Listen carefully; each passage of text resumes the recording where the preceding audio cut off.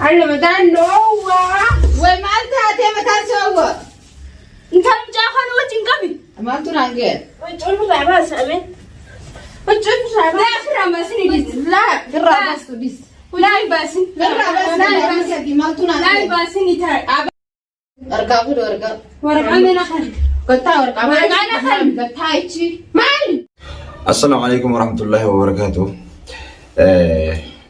يا جركانيا ورني أركب انتول جمعتولين وركيته هذا وبرو فايون متيجو الروان شينك أبدوانين بيهو برو أني شيء جدودنا والكمان كابونو أني ديمه إشان برايله ديمه فقاد بكبراتين جرا نما فين دوا برا غندا برا خيسا كوته نما برا جرا فيديو سيدا أركيدين فيديو سيدا أنا كمتشيزو دي akka gartee dhaamsa kana isii bira geessanii isillee dhaga'uu dandeessuudhaaf isin waraabe haa ta'u garuu faayoon dhiifamaa wajjin mitiyyoo dhiisi mitiyyoo waan si goote hin qabdu adarraayis waan qabdu hin qabdu barbaada keetillee hin qabu anis wanni na barbaaduufis hin jirtu naa isii jidduudhaas wanni si naqe hin jirtu fadhu abbaa ilmaanii ta'uu baadhe wannummaan si hin geessi hin jirtu mitiyyoo miskiinaa أنو أما بيرين جرو ونما لي متي يوجي كديفي وان انتاني وان فكوتو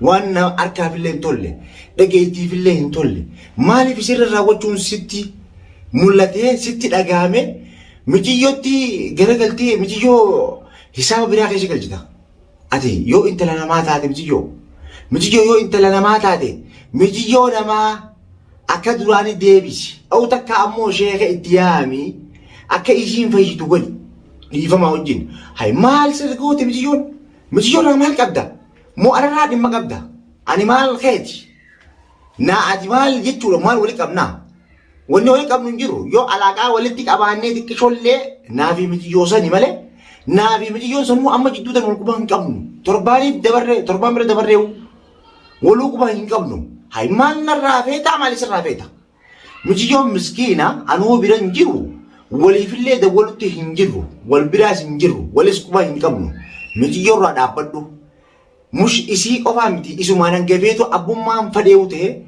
waan hin fakkaanne fokkottuu namarraa illee achi hin deemne tana namni raawwachuu hin qabu amma laal osoon namaaf dawaa godhu jiruutiin osoon namaaf gartee nama dhibamu bira taa'eetiin moggotti irraa galee fiidiyoo tana sii qabe dhiifamaa wajjin yoo rabbiin gartee naafisi wal nugorsiisee wal agarquu teenya siisa anillee guyyaan si arge si dhiisuuf illee ta'u maaliif waan narraa qabsan siin gaafadha dhimma narraa qabsan waan narraa qabdu waan na biratti bade tana ati na biratti irraanfatte waan kee tana biraa qabdu san qofa naaf himta si galee tana biraa qabdu san qofa naaf himta yoo san hin ta'in intala namaa taanaan yoo namarraa kadhallatu taate ati waan hin taane dalaguun kunuu fokkottuudha.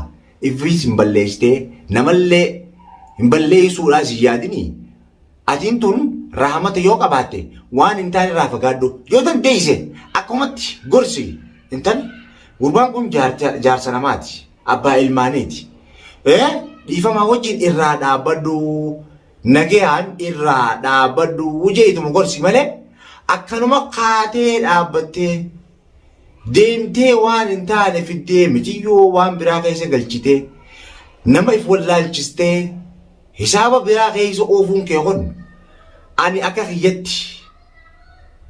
kiyyatti waan narraa eeggamu ni raawwadhatti hin beeka garuu namni hin dogoggorrees hin jiru namni ni dogoggoraas keessa illee rabbi nu haa baasu dogoggorarraa illee rabbi nu haa tiisu jecha ati ammoo wahuman taane okkotee waan nyaanneef bootota baanan san garte san taatee argamtee mul'attee jettaa jechuudha.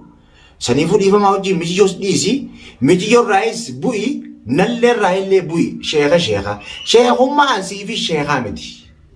Tabaam ani dhiifamaa wajjin walitti alaaqaa hin qabnu sababni rabbii waliin nu fideef akka gartee bakka takkatti dhibdeedhaan rakkoo namaa gartee dhukkubun wal arguu dandeenye naafi atillee walitti dhufnee wal barre malee santoon wal beeknaa wal agarree beeknaa hin beeknu mitiyyoo irraa illee qabbu'i narraa illee qabbu'i mitiyoollee akka dawaa argattee sheekha itti yaamtee fayyiftu godhi mitiyyoo namaa waan hin taane waan silaa maqaan siitilleen dhoomufillee hin tolle tanaallee waan sammuu namaa jijjiira. Sammuu namaa taphachuun ifittillee taphachuu. Dhiifamaa wajjin dhaamsi kiyya kun sibira haa ga'uun barbaada. Akka sibira fidanii si dhageessanii fadha. Maaliif? Yoo akkana ta'uu baatte anillee guyyaan si arge rakkoon irraa qabdu waan na biratti na biraa qabdu naaf himta. Waan narraa qabdu naaf himta waan na biratti badee ati namnillee dhaamsaaf na biratti dhaamee jiraatu ani kaniin si kannuu didiyoo jiraatte. Waan namaa gaa wali namaa gala qabdi sumaafiin kannatti hin beeka yoo san hin ta'in wali narraa qabdu hin jiru. Naas hin beektu siis hin beeku. Miyyoo namaatillee dhiisi. Geelee siifi walittuu saahiba. Siifi walittuu geelee saahiba jabaa hojii turtan. Moo hinaafaan waan hin taanes namani gootiisi wali narraa hinaaftuufis hin jiru. Ani jaarsa namaa ta'us hin dagatin. Abbaa ilmaanii ta'us akkuma beeksisanitti hin dagatin akkasuma malee. Walaakin garuu ilmi namaa ni dogoggora malee wanni ani raawwadhee dogoggora badii waan hin hojjedhe takka hin qabuusi. Isa dhiisi, isa maarree godhe, isa ol qabii, isa qaqqabii. Aboo rabbi yoo sodaate naasii maatii ilma namaallee sodaachuu baatu rabbi ma sodaadhu dhiisi michiyyoo namaa. Dhiifamaa hojii irraa gabbuyi. Irraa gabbuyi narraa illee gabbuyi namarraa illee gabbuyi. Michiyyoo namaa akka itti fayyaddan sheekaa feetetti yaami. Akka isiin fayyitu qofa barbaadi. Yoo namarraa rahmatallee namaafillee rahmata qabu yoo taate. Yoo san hin taane dhiifamaa wajjin guyyaa rabbiin naafi ati wal nu barsiise qofaan beeka. Guyyaa san qofa rabbiin na karaa nagayaatti bakka nagaya wal nu agarsiisu. Waan feeteen deemu waan feeteen akka isitiitti waasi godhaa yoo jettee deemte ni shawwadamta. Akka isittiin si jijjiiraa jettee yoo deemte ni shawwadamta. Hin dogoggorin. Abadan hin dogoggorin. Sammuun namaa hogumata akka shawwadamti. Namni lama shawwadamuun hin jiru. Jidduun gartee sababa isiitiin xiqqishollee taatu sammuun namaa gartee ni shawwadamtii waan isin jehuuf waan gartee guyyaa hanganaa fi isii jidduutti xiqqishoo shaakalliin sammuun namaa tun waan gartee xiqqishoo shaakalamteef malee sitti hin fakkaatin akkasiin godhaatillee akkasii oliin godhallee jettee hin yaadiniis nis hin dandeessuusi nis waan takka fidullee hin dandeessu waan takkas harkaa qabdu rabbi qofa qabaa harkaa qabu.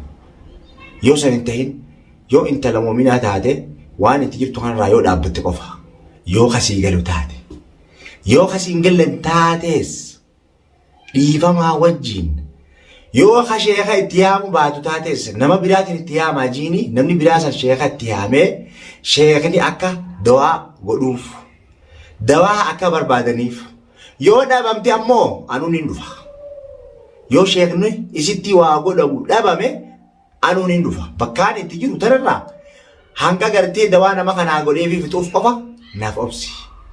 Sani ala naafi ati wal faamaasi. Bakka irraa fidde tanaas bakka irraa deddeemtuu wasaka deddeemtuu tanaas ni himta. Waan shayitaana bakka irraa deddeemtuu tanaas ni himta. Siggabaa san ta'uu baannaan walii galteenya. Dhiifamaa hojii namarraa dhaabbadhu. Sirraa illee maqaa isa kaasuutu hin jiru. Mitiyoonis maqaa isa kaasan jirtu. Sis tuqaa hin jirtu. Namni tokko as tuqaa hin jiru. Nurraa gad dhaabbadhu dhiifamaa wajjin. Abbaa fedhees hin tuqin. Ilma namaa hee hunda namuma takka illee namni dogoggoraan namatti bu'uun yaaduun fokkottuudha. Waan sin neeyne keessa seenuun fokkottuudha.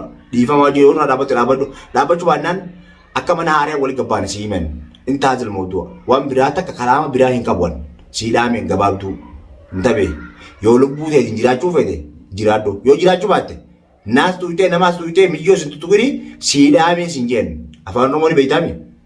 Siidhaameen yoo kasii galtu taate.